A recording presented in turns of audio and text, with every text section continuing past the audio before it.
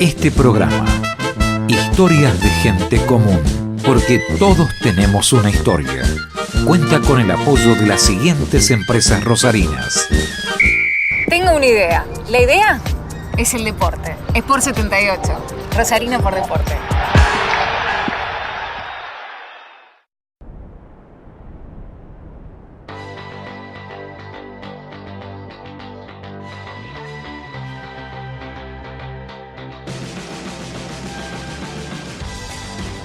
Llegan 42.000 metros lineales de nuevo pavimento, más de 350 cuadras en todos los barrios de tu ciudad. Rosario en acción por vos.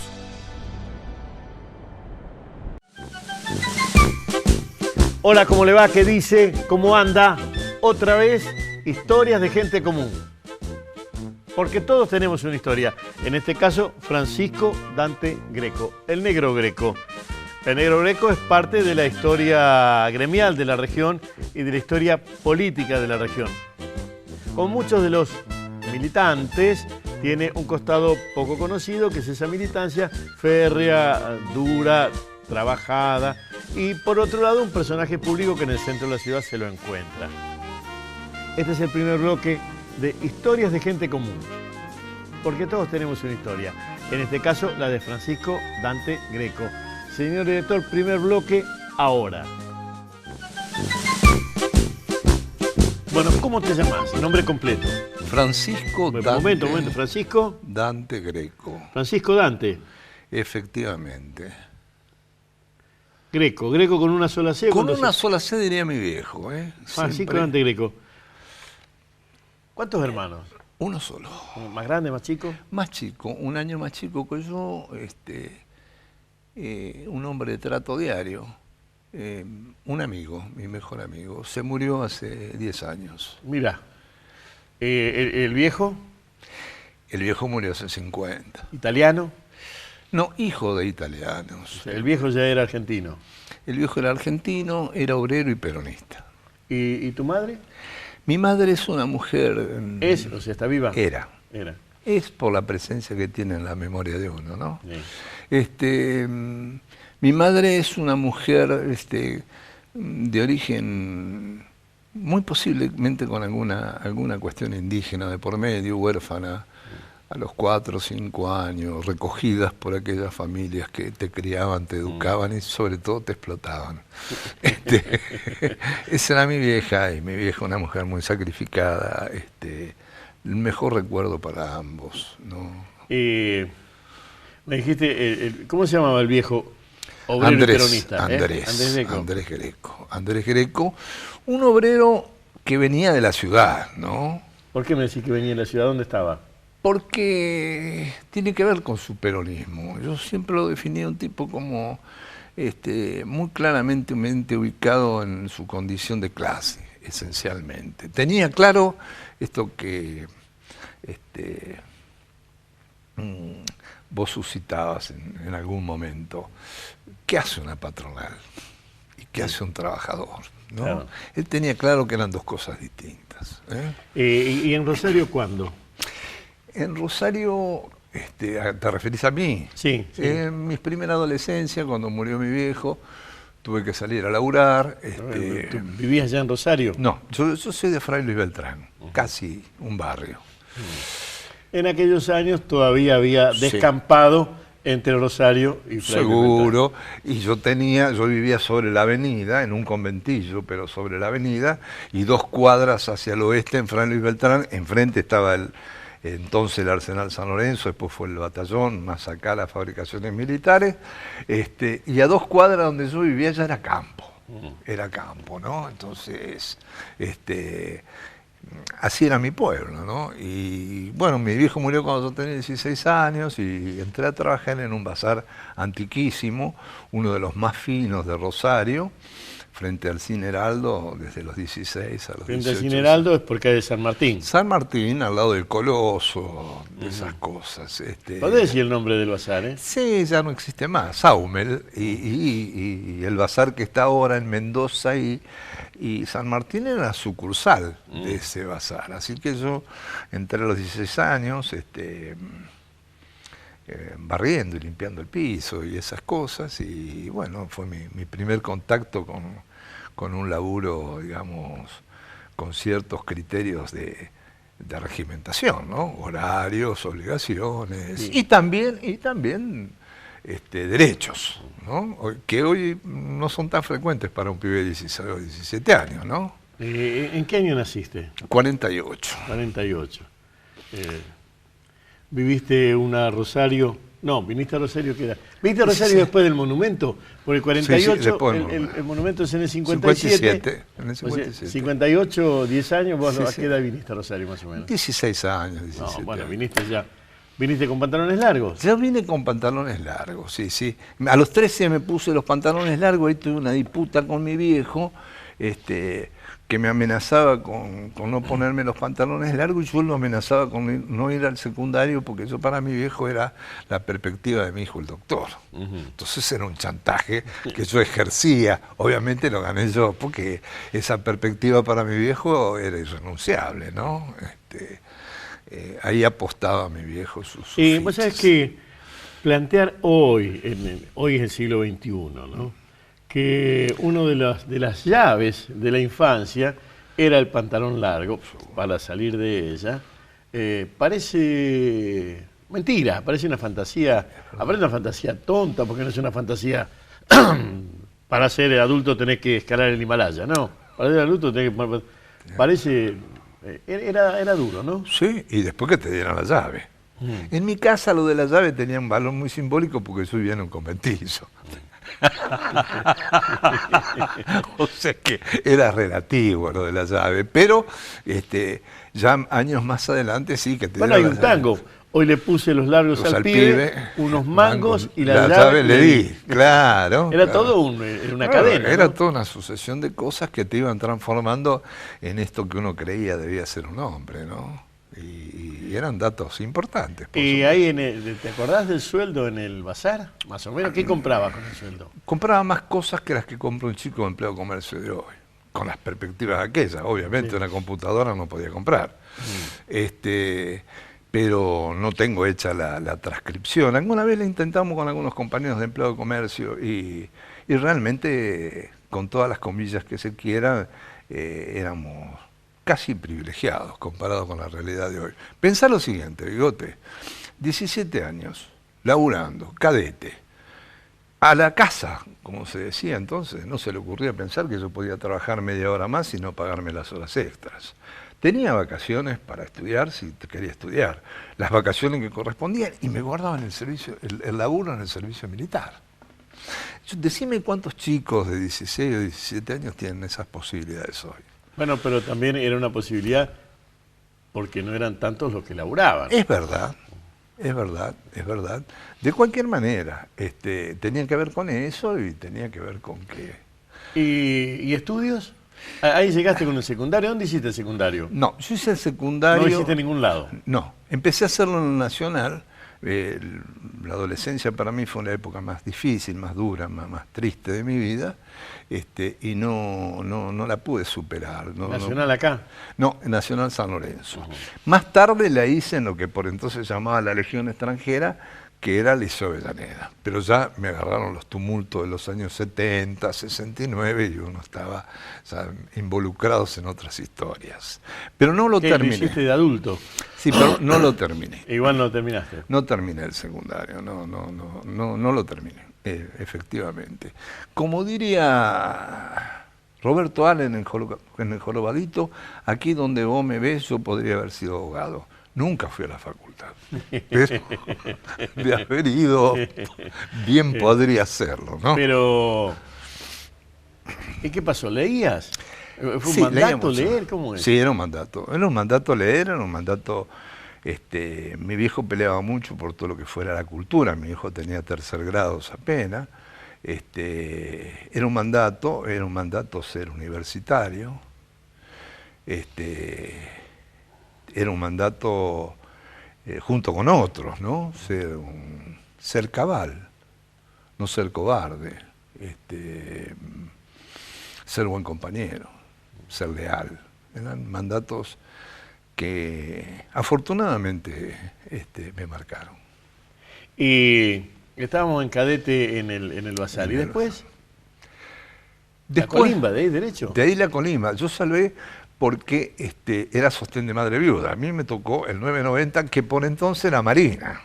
Eran 2 años. Yo no tenía la menor intención de hacer el servicio militar, entre otras cosas, porque yo me había criado frente al batallón, o sea que más o menos conocía. Me había criado adentro, porque ahí había un gran club donde nosotros jugábamos al fútbol, al básquet, a la paleta, nadábamos, menos tenis, que por entonces la raqueta era prohibitiva. Sí. Casi todos los chicos del pueblo nos criamos allí, ¿no? ¿Y fuiste patadura porque podría haber ligado a fútbol ahí? No jugaba mal, no jugaba mal. Me pasó como en otras cosas de la vida.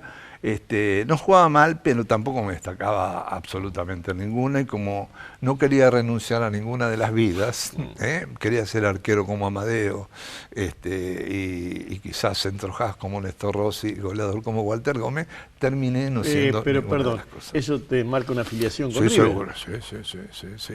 No te olvides, Fraile Beltrán, como vos decías, pocos kilómetros de Rosario, pero ahí por entonces, y creo que no ha cambiado mucho demasiado la cosa, tenés más hinchas de Boca o de River por separado que de Newell's y de Central juntos, ¿no?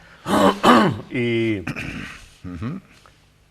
entraban y salían al batallón. Entrábamos y salíamos al batallón, mi viejo laburaba ahí, pero era un espacio de esparcimiento lo que nosotros teníamos, y nuestros jugos estaban vinculados con los deportes. Yo a veces escucho que hoy te dicen las madres o los padres, fulanito va a fútbol. Yo no iba a fútbol, yo iba a jugar a la pelota. No era una materia. No era una materia, ¿no? Yo iba a jugar a la pelota. En cualquier momento va a ser una materia a rendir, ir a conocer la vaca y la gallina. Así es. Entonces, para nosotros era normal, y era normal jugar al básquet, y era normal jugar a la paleta y a la natación, porque como te decía, en el batallón había... eso estaba concentrado y teníamos acceso a ello. Bueno, entonces Francisco Dante Greco, único sostén de madre viuda, se salva de la Colimba. Se salva de la Colimba. 48, 58, 68. 68, exactamente. Ya estaban los milicos, lo habían volteado a Ilia en el 66. El 28 de junio del 66 lo voltean a Ilia. Yo estaba vinculado a la Juventud Peronista por entonces. Lo voltean a Ilia, y después, o en ese contexto, ocurren acontecimientos de gran magnitud en la Argentina, algunos de los cuales te referís vos permanentemente en tus escritos, y era un momento de convulsión para nosotros, y a mí se me despistan algunas cosas porque entro en contradicción entre mi peronismo y algunas ambiciones revolucionarias que yo pretendía tener. Entonces, en principio me declaré peronista marxista-leninista. Bueno, pero estamos hablando antes del Mayo francés, estamos por ahí. Hablando de esas épocas, era todo muy convulsionado, y yo no dividía muy bien las cosas, tenía ese espíritu que de alguna manera configuró gran parte de mi generación, ¿no? O de gente de mi generación, ¿no? Y bueno, el único sostén... ¿Cómo se llamaba tu vieja? Amalia. Amalia. Amalia. Como el personaje de Mármol. No, José Mármol. Único sostén de Doña Amalia. Doña Amalia, sí. ¿Y seguías en el bazar o qué? No, ahí me quedo un ¿Y poco... te habías venido a vivir a Rosario con tu vieja o no? No, vengo solo. ¿Todavía hacías el viaje? Venía pocas veces, sí, pocas veces. Quizás debía haberla visitado más, pero pasaban esas cosas, la visitaba poco. Y ¿parabas en una pensión, en una casa? No, paraba en casas de amigos. Mi hermano ya se había constituido, a pesar de más chico, en una familia, de tal manera que me había habilitado ahí un pedazo de su departamento de pasillo, y yo me quedo sin el trabajo porque se iba a hacer cierra. Empiezo con una etapa que por entonces muchos hemos tenido, que era la de vendedor de libros y esas cosas, y sobre todo callejero, ¿no? ¿Te volviste un chico de la calle? Un negro de la calle. Un negro de la calle. El negro Greco anda en la calle. Anda en la calle, entonces andaba con algunos libros vinculados sobre todo a las ideas del marxismo. En consecuencia no eran de ventas tan libres como existen hoy en las librerías, y yo me la rebuscaba con eso. ¿Vendías libros? Sí, sí, hasta por ahí vendía en la facultad, en medicina. Mirá, va mi reconocimiento, no tiene nada que ver con vos. Sí. En aquellos años, yo estoy en Rosario desde el 60. En aquellos años visitaba Rosario un tipo que se llamaba el gringo Camarda. Camarda. Que marxista-leninista de Palmiro, digamos, ¿no? Palmiro Togliatti. Italiano, que lo insultaba por no haber soldado las ruedas de los trenes a los rieles para la huelga general y tomar el poder allá en el 48, época de tu nacimiento y Sí, de sí. mi primera crianza. Claro. Que vendía libros, así que conozco 4 o 5 vendedores de libros y todos terminan siendo grandes lectores más que vendedores. Así es. Es tu caso también. Es mi caso. Y en una etapa de... ¿Qué vendía? ¿El Capital o vendías Gorodí? No, vendía el Capital. Y vendía Gorodí, vendía las obras de Lenin. Entonces, el negro Francisco Dante Greco, negro y peronista, se convirtió en el negro Greco, vendedor de libros IPC. Sí, IPC, claro, obviamente que eso para mí significó un hecho vertical en mi vida, ¿no? Un cambio. Un hecho vertical, sí, un hecho vertical, con todas las luces. ¿Y cómo era Rosario para un joven comunista? Mirá, para mí siempre fue muy atractiva. Yo soy un agradecido en la vida de haberme encontrado con gente de la que aprendí mucho, ¿no? Aprendí por su mirada, por sus reflexiones, aprendí por su forma del humor, de reírse. ¿Quiénes, por ejemplo? Y bueno, decirte Ever, un amigo, que con él fui casi de la mano, porque era más grande que yo, a ver las primeras películas de Fellini, de Pasolini, algunas ni las entendía demasiado, pero me abrieron una cabeza, me ayudaron a ver otras cosas, a ojear Cortázar y después entusiasmarme con Rayuela, ni hablar de lo que fue para mí leer sobre héroes y tumbas, revelaciones fuertes que me impactaban, y después vincularme a través de mi militancia política con algunas formas de la cultura que yo no estoy seguro que hubiera podido de otra manera. ¿Por ejemplo? Por ejemplo, ¿El teatro? El teatro, por ejemplo, el cine, dentro de conocimientos muy genéricos, Sí. pero... Ibas de colado en el paquete cultural. Así es. De los trabajadores de la cultura. De colado y... Ahí estaba Ariel Viñami, los trabajadores. Ariel Viñami, que era Ariel, por entonces, digo por entonces porque después no lo seguí mucho, un hombre que hacía esfuerzo por desvincularse del dogmatismo del PC. Quizás lo hacía en el plano cultural, siguiendo a su maestro, que era Agosti. Sí. Agosti, quizás un introductor de Gramsci, alguien de gran creación en materia del pensamiento, tuvo una suerte de pacto implícito con la dirección del Partido Comunista. Él era un antidogmático gramsciano en materia de arte, de literatura, de filosofía. ¿Estamos hablando de Agosti o de Ariel Viñami? De Héctor Agosti y de Ariel Viñami, que era un discípulo destacado.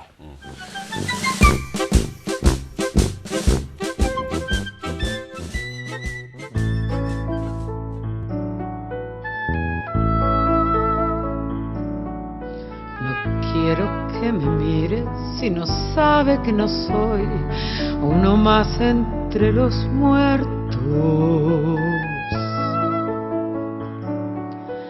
No quiero que me mire si no sabe que mi vida está en sus ojos, justamente.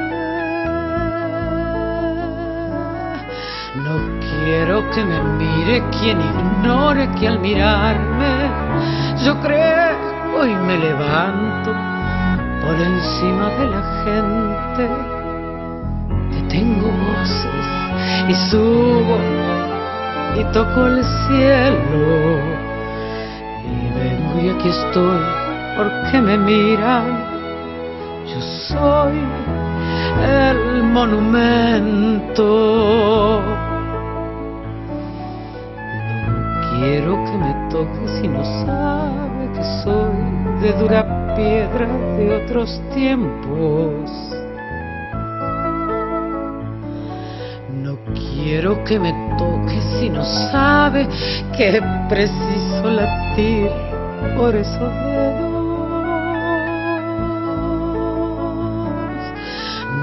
Quiero que me toque si ha olvidado que al tocarme parezco un trozo de madera, un barco y una vela, un tren, un avión, que voy corriendo, que resurjo en latidos de amores que me tocan. Yo soy el monumento. Yo quiero que se sepa que nunca estuve quieto. Yo quiero que se sepa que sigo siendo un sueño. Yo quiero que me mire igual, que fuera un cielo. El cuento que contaban del sol y los cuadernos diciéndome en sus versos que soy una bandera, que soy una esperanza como la vez primera.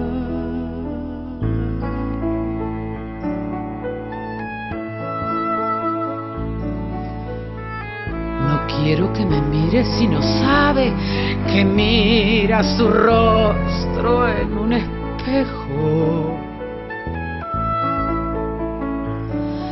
Yo quiero que me mire recordando que soy como la gente.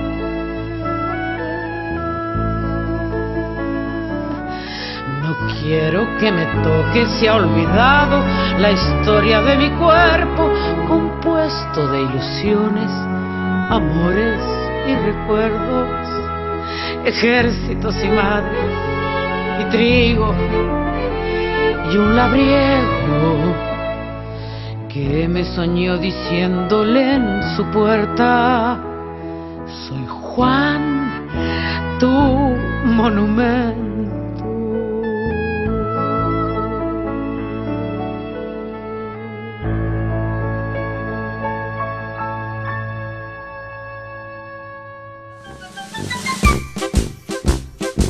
Segundo bloque de historias de gente común.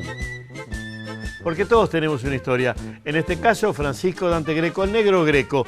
Ya habrá advertido usted la fisonomía, su tranquilidad, su modo de mirar las cosas. Es un hombre de la ciudad. Después va a confesar más tarde que es un hombre del smog. Y en eso estamos juntos. ¿Cómo es esa militancia política? ¿Cómo es ese modo de vivir Rosario? Tranquilamente, como lo ha vivido el negro Greco, que no es de Rosario, lo confesó. Es un barrio más de Rosario que él termina diciendo que es un gran barrio. Francisco Dante Greco, segunda parte de la historia, señor director, ahora. Estamos hablando de quien en Rosario fue fundador y director de la revista Cronopios. Donde alguna vez me publicaron alguna cosa. Sí. Ariel Viñami, y antes que él, un entrerriano fenomenal llamado Orlando Calgaro, que tenía la revista La Ventana. Protohistoria de un Rosario cultural. Bueno, ¿y de qué laburabas? De nada, vendías libros. Ese era el laburo. Sí, ese era el laburo. ¿Y seguías viviendo con tu hermano? Seguía viviendo con mi hermano. ¿Dónde quedaba la casa de Pasillo? En Jorge Harding. Ahí me mataste. Harding, claro. Junín al Mil. Un lindo lugar. Junín al Mil. Un lindo lugar. El olor a aceite. Así es. Y bueno, mi hermano fue muchos años, hasta su muerte, fue obrero de manufactura algodonera, una empresa hoy desaparecida, pero tenía que ver con los textiles y tenía que ver con los cereales pegaditos ahí nomás. O sea que nosotros... El paredón de Junín tiene esa historia de ese olor tan particular. Así ¿no? es. En por ahí vivías. ¿Cómo se llama la calle? Repetime. Jorge Harding es una cortada que está exactamente entre Humberto Primo y Junín y corre paralela a ellas. ¿Y de ahí te venías al centro a vender libros? De ahí me vendí al centro a vender libros. Los vendedores de libros iban por los pueblos también. ¿Vos lo hacías? No. Sí, pero en menor medida. Yo había logrado introducirme por algunos compañeros en la Facultad de Medicina y eso me permitía un contacto directo con potenciales compradores de libros. ¿Fuiste preso alguna vez? Sí, con Onganía. Con Onganía. Onganía es 69. 69. 69 en la huelga de Molinos, Río de la Plata. Ahí hubo unos conatos con la cana, lo pasé muy mal. Según aquella época, para mí, lo pasé terroríficamente mal. 48, pero, 58, 21 años. Claro, pero si lo comparas con la dictadura y lo que pasaron otros compañeros, uno puede decir, fue víctima de la dicta blanda de Onganía, ¿no? Pero, claro, pasaban esos avatares y pasaron momentos de clandestinidad, de escondijos y demás. ¿Y estuviste ¿no? escondido? Sí, tuve que estar escondido porque así lo sugerían las circunstancias y sobre todo así lo sugería la importancia que yo creía que tenía para el enemigo, pero se ve que no tenía tanta. No, hoy es todo sonrisa, negro, Claro, pero no, vos estás contando que en la época de los milicos estuviste primero en cana y después clandestino. Claro, entonces... pero el clandestino no habrá sido en la casa de tu hermano, ¿no? No, anduve en algunos pueblos periféricos y demás, y bueno, ahí escondido porque... De alguna manera corríamos riesgos nosotros, sobre todo los que ¿Cómo era? ¿En qué? Bueno, eso es borde de Arroyito, es eso. Así es. La vida diaria, milonga, Sí. mujeres, café, ¿dónde era todo eso? Todo eso era, bueno, qué contarte, cosas que son normales, el Odeón, el Cairo, milongas pocas. Yo me llevé siempre muy mal con el baile. Es una. Yo digo, una cosa milongas, que sí. peñas, encuentros. Peñas. Si eras PC, las fiestas para la colecta donde se conocían chicas, muchachos. Sí. Por supuesto, a mí me interesaban más las chicas que los muchachos, pero... ¿Te casaste? Bueno, no. ¿Hijos? Viví en pareja durante muchos años con una mujer importantísima en mi vida que falleció el año pasado. Tengo una única hija de 35 años con la que tengo una relación más que buena de entre padre e hijo. ¿Lleva tu apellido? Lleva mi apellido, por supuesto. Sí, bueno, sí, qué sí, sé sí. yo, no sé, pregunto. Sí. 35 años, recontra jovencísima, negro. Sí, claro. Y bueno, es una de las grandes motivaciones de mi vida, ¿no? Bueno, y me decís que el Odeón, en esa época, vamos a poner las cosas en texto, en contexto, Sí. el Cairo no era un boliche intelectual ni mucho menos. No. Estaban los viajantes, las chicas que subían del Jezabel y pocos más. Claro, y pocos más. Inclusive había un billar por allá atrás. Sí, señor. El bar era el Cairo, ¿no? El bar era el Cairo. ¿Y con quién? ¿Tenés memoria? Sí, tengo nombres. memoria. Sí, tengo memorias, cómo no, tengo memorias de Eber. Tengo Eber no será Everfior, ¿no? No, es Eber Molina, un personaje, anda todavía por ahí, un tipo de una rara cultura. Los hermanos Audet, que eran dueños de la florería Mambay en Entre Ríos y San Lorenzo, tipos muy cultos, muy vinculados al Partido Comunista, que a mí me enseñaron mucho. Y encima, enfrente de ellos había un bar muy interesante, donde nos juntábamos distintos especímenes vinculados a la izquierda y particularmente al PC.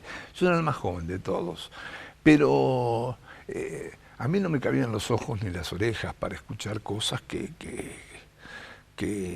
para mí eran nuevas, ¿no? Y me acuerdo... Sí, decime. No. Y me acuerdo de cosas, de anécdotas, muchas vinculadas con las formas del humor, de la ironía.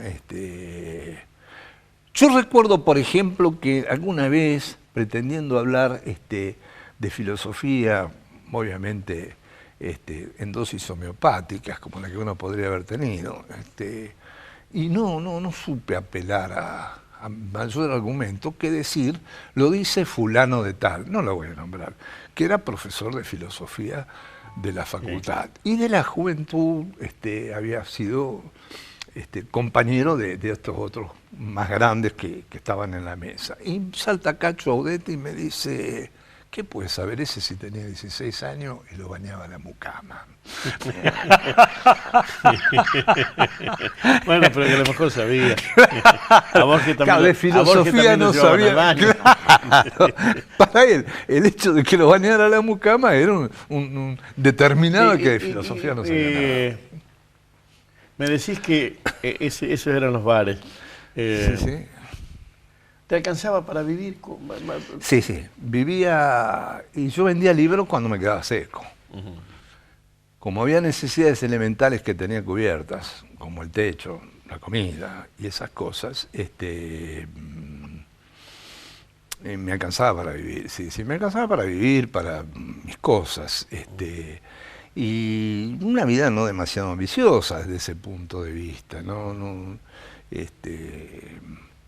eran cuestiones que preocuparan mi existencia, ni el auto, ni las grandes pinchas, ni hablar de tener una casa o un porvenir. Yo me sentía llamado para altos destinos. ¿Y te sigues viendo con alguno de esos muchachos? Sí, me sigo viendo con ellos. Compartimos esporádicamente algunas cenas, algunos vinos, son todos grandes, más grandes que yo, y bueno, digamos que las libaciones no son tantas como eran, pero algo son. ¿Lugares de paseo en la ciudad, aparte de ese lugar? ¿El bar ese dónde queda, el que me decís? Quedaba frente al lado de donde está Monreal. Por San Lorenzo. Monreal es Entre Ríos y San Lorenzo. Claro, al lado de donde está Monreal, un viejo bar de gallegos y qué sé yo, que habían huido ante el primer disparo en la Guerra Civil Española, y se habían constituido aquí, y los compañeros estos los cargaban y les adjudicaban el grado de héroes de la Legión Azul. De cualquier modo, para hacer la historia de todos aquellos años, recordemos que enfrente, estoy diciendo en San Lorenzo y Entre Ríos, en el sótano, estaba el mimeógrafo del Partido Comunista. Por eso estoy hablando de esa florería, ¿no? Sí. Ahí abajo, yo no lo sabía por entonces, porque en ese aspecto el partido tenía un aceitado mecanismo de clandestinidad. Yo no lo sabía, pero ahí funcionaban esas cosas, sí. Digo esto porque muchos años después, cuando se cierra el Cairo y se abre en esa esquina un bar, porque hay mucho tiempo una librería también, una librería de Lance. Exactamente. Cuando se abre un bar en San Lorenzo y Entre Ríos, sí, enfrente, cruzando lo que vos decís de Monreal, cuando se abre ahí, estaba cerrado el Cairo, y como al Cairo muchos le decían la sede, así es, sostienen que ese bar, le dicen y le ponen de nombre la sede, por esa broma de llamar de tal modo al Cairo. Exactamente. Pero para mí, cuando lo vi, para mí era claro que esa era la sede, porque ella era la sede del Partido Comunista. Claro, es probable. Y el kiosquero de la esquina era el padre del muchacho que abrió el bar, ¿no? Eso no sabía. Sí.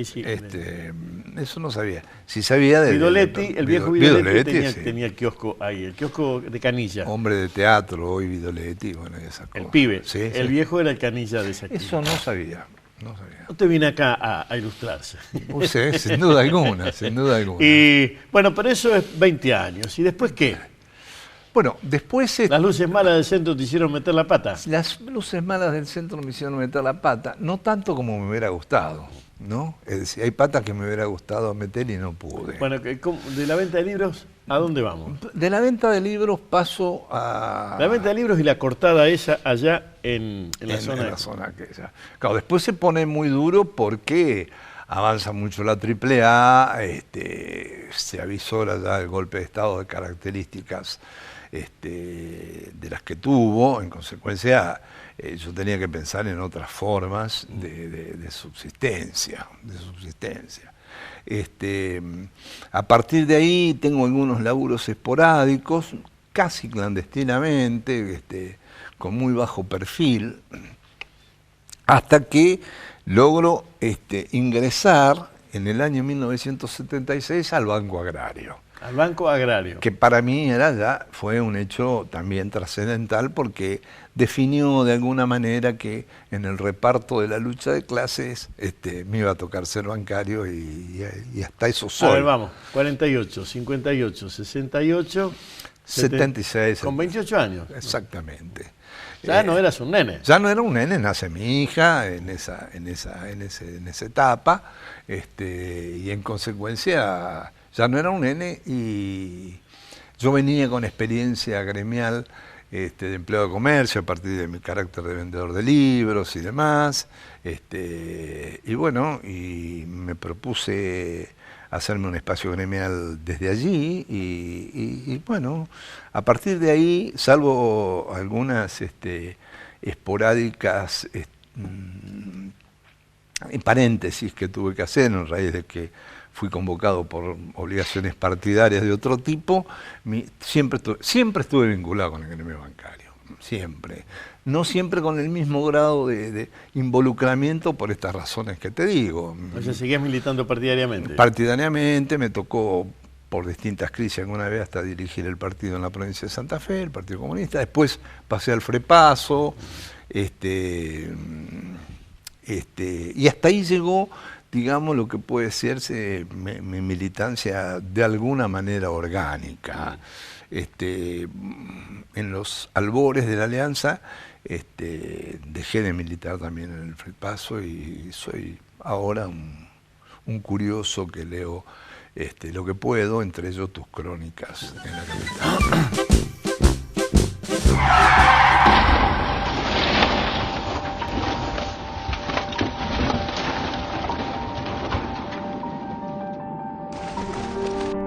Para la moto. No lleves niños menores a 10 años. Más de 50 operativos de control por semana. Nosotros te cuidamos, cuídate vos también. Municipalidad de Rosario.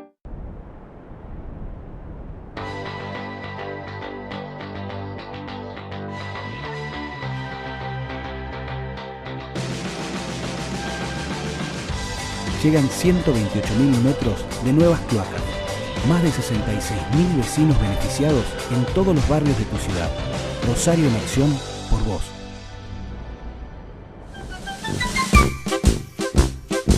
Tercero, último bloque de la historia. Historias de gente común. En este caso de la historia del Negro Greco. El Negro Greco, lo habrá visto, lo habrá escuchado usted, tiene una mirada particular sobre algunas cosas de la ciudad, sobre otras cosas de la política, de la región, una mirada sobre las mujeres, sobre la novela, sobre la vida. Bueno, historias de gente común, porque todos tenemos una historia.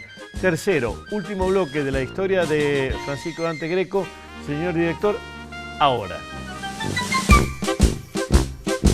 La ciudad, estás hablando que entraste al Banco Agrario, que se fundió el Banco Agrario. El Banco Agrario se fundió.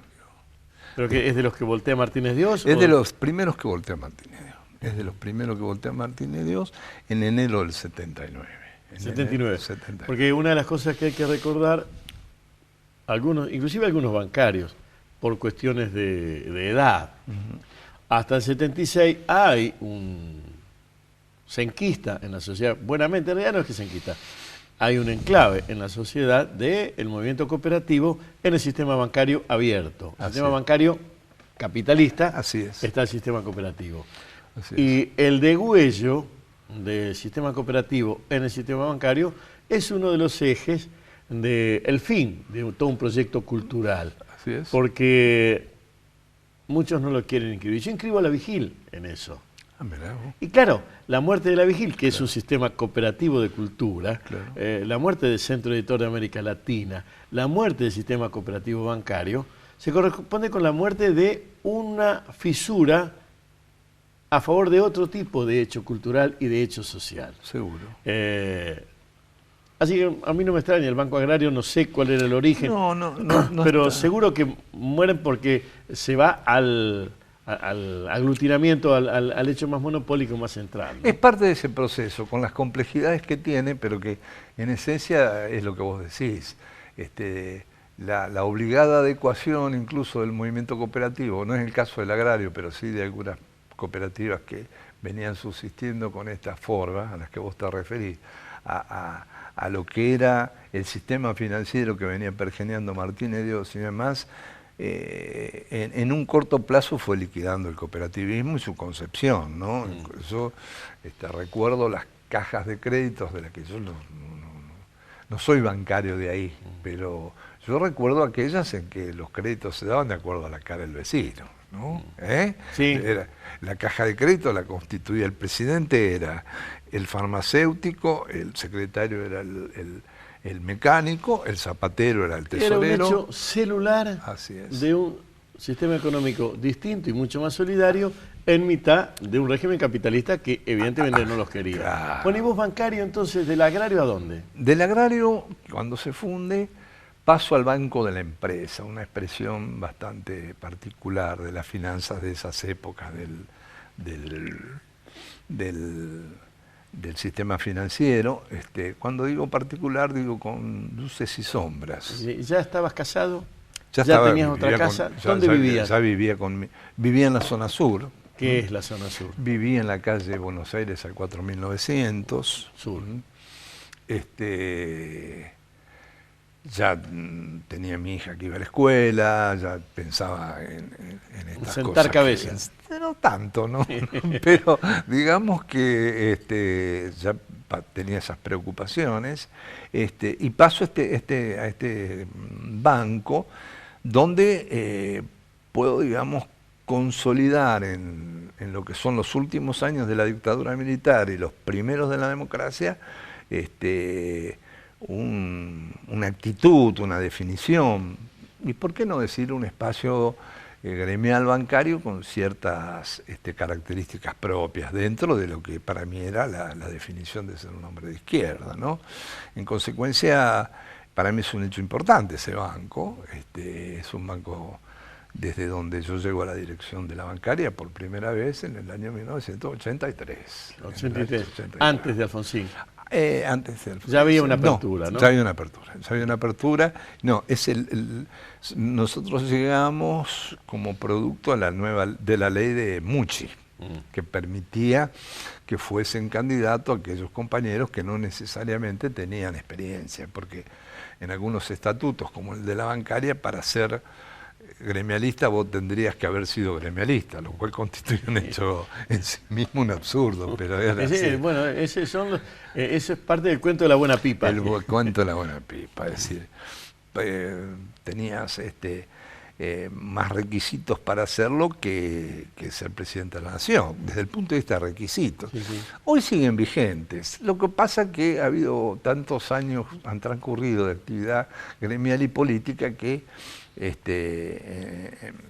por lo menos en el gremio bancario hay centenares de compañeros que están en condiciones de serlo, y si no tienen esa condición de haber sido, hay que decir que en la bancaria, seguramente en la seccional Rosario nunca fue un impedimento para que un compañero pueda haber sido. Hay una imagen del bancario que es detrás de un mostrador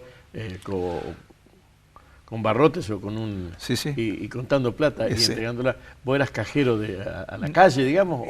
No, estaba en atención al público, a la gente. También eso me ayudó mucho la atención al público, pero era ese tipo de cajero. Y además, como las cosas eran de otra forma, en consecuencia, como yo pretendía ser un referente gremial, buscaba lo que para el conjunto de los compañeros era un contrasentido. Yo quería estar con la perrera, en cuenta corriente, en valores al cobro, porque era el lugar de mayor concentración. Claro. No es lo mismo ser delegado. Hay que picar el seso. Claro, no es lo mismo. Y además tampoco era lo mismo después negociar tus cargos, porque vos representabas a más gente. ¿Y del Banco de la Empresa?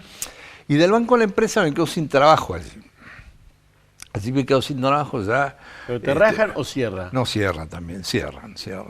No les ha ¿Nunca sido te fácil. echaron por comunista? No les ha sido fácil. Yo te hubiese echado fácilmente. Sí, es probable, pero en algunos casos porque se llevaron tarde.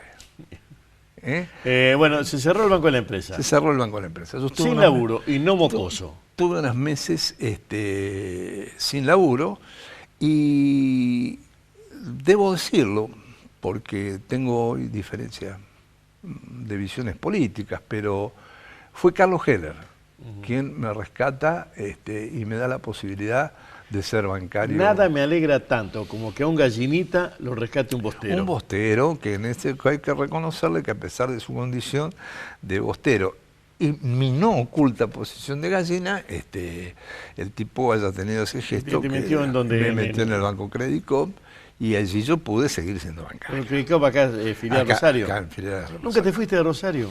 Nunca me fui, tuve... No, como laburo. No, estuve laburando eventualmente en otros destinos que me adjudicaron los bancos y que he hecho con suelto cuando me tocó estar más vinculado a la parte comercial.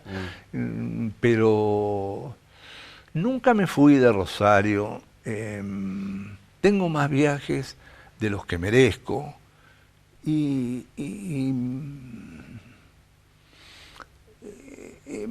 yo quiero mucho a esta ciudad, la quiero mucho. No le he sido infiel a veces, sobre todo con Buenos Aires, ¿con quién si no? Pero yo quiero mucho a Rosario. No me ha suelto. ¿De Credit Corp? ¿Dónde te quedaste ahí? Me quedé ahí y hoy estoy en la dirección del gremio de nuevo, haciendo lo que puedo, y ya, digamos, en las últimas experiencias, por lo menos de este tipo. Otras pienso seguir haciendo daño. Hay que seguir. La visión de Rosario, me decís, solo la traiciono con Buenos Aires. ¿Y qué es lo que te gusta de la ciudad? Su característica de reconocer cosas, de reconocerme. En Rosario pasaron muchas cosas de mi vida. Me pasa que así como te encuentro en la calle, encuentro tanta gente, vos encontrarás muchas más, pero a veces me he sorprendido tomando 14 cafés en el día, porque te encontrás con uno con el que vas a charlar, te encontrás con otro, gente con lo que has vivido experiencias comunes, y eso es irreemplazable. O sea que la ciudad para vos es una conversación, un café. Es un café, es una conversación, es un estar, es no tener que explicar cosas. Hay cosas que vos las viviste con alguien, aunque no las hayas vivido personalmente con alguien, sos parte de esa etapa, sos parte de ese barrio, sos parte de esa etapa histórica y en consecuencia no tenés que explicarlas. Entonces, con alguna gente yo todavía puedo hablar del tranvía. No tengo que explicar que el tranvía era una cosa que se movía, para dar un ejemplo que pretende ser gráfico. Pero me pasó, por supuesto me pasa. ¿Y ahora tenés algún bar, algún sitio, algún café donde, digamos, es la parada al Negro Greco, lo pueden encontrar ahí, pasa por ahí? En los cafés me van a encontrar en varios,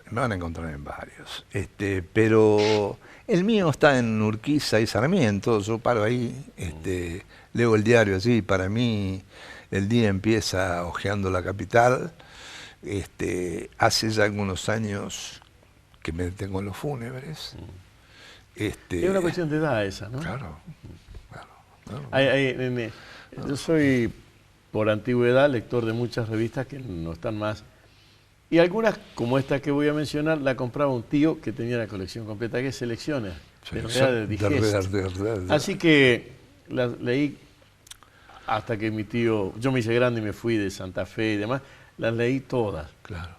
Y había un chiste de esos cortos muy lindo de un tipo que llegaba al kiosco, pagaba el diario, lo miraba y lo devolvía.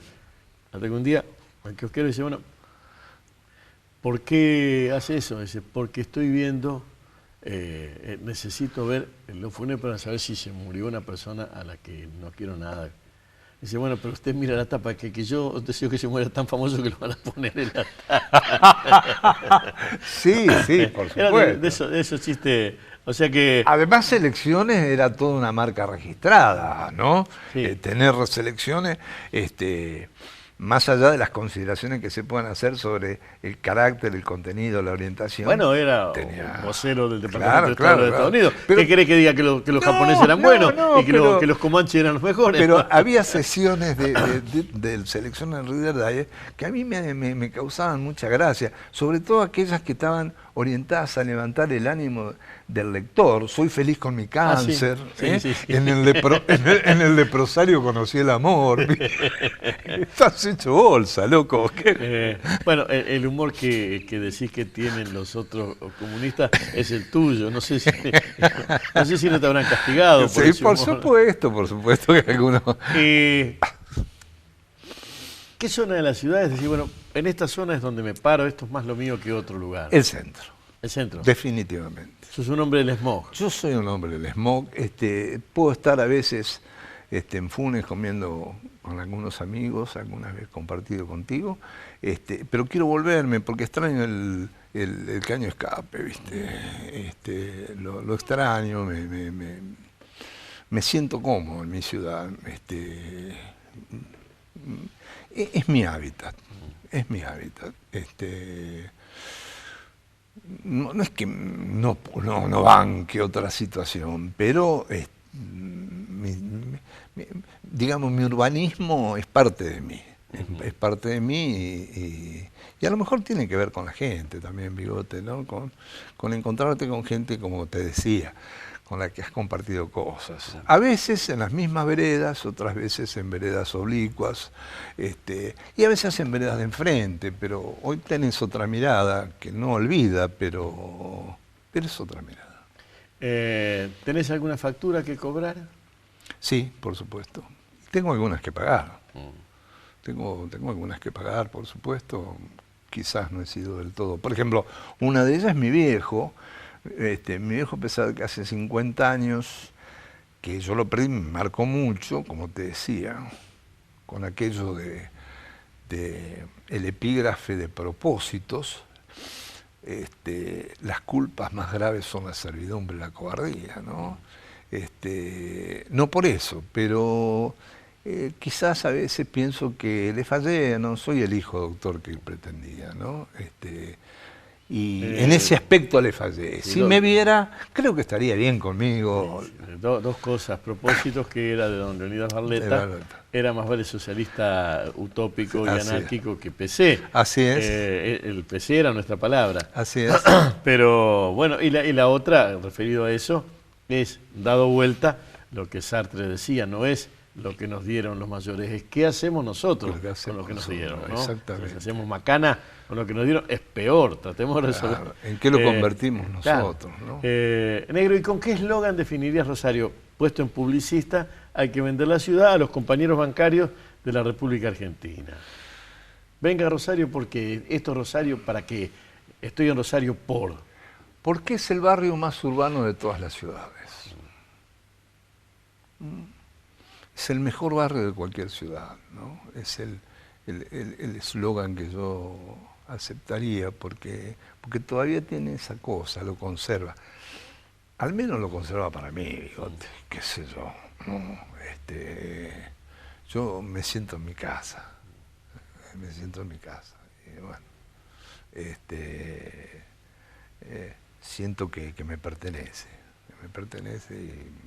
Y lo disfruto así. Una sola pregunta teórica, una sola. ¿Dónde estabas y qué te pasó cuando sobre el fin de la década del 80 y comienzo del 90, patapúfete, se cayó el muro? Aún estaba en el Partido Comunista.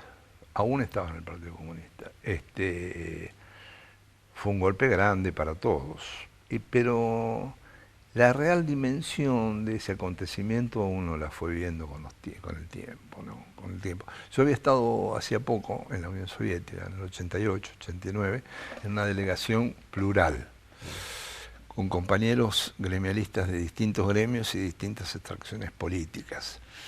Y en plena perestroika y demás ya veíamos algunas cosas que, según me había pasado en otro viaje, y yo tenía entendido por otras visiones de amigos que no se veían, se empezaban a ver ya algunas señales de descomposición muy evidentes. No puedo decirte por eso que no me tomó de sorpresa, por supuesto que fue un golpe que se sintió, pero la magnitud política, el significado político que tuvo eso para la humanidad y para este capitalismo unilateral lo fui viendo después, ¿no? Lo fui viendo después. Hoy advierto que el capitalismo sacó buena cuenta de eso, ¿no? No lo desaprovechó. Besos. Bigote, gracias. igual para vos. Hasta aquí llegamos. La semana que viene, parecido y diferente, historias de gente común. Porque todos tenemos una historia. Un beso en la frente, hasta la próxima. Gracias. Este programa, Historias de Gente Común, porque todos tenemos una historia, cuenta con el apoyo de las siguientes empresas rosarinas. Tengo una idea. La idea es el deporte. Sport 78. Rosarino por deporte.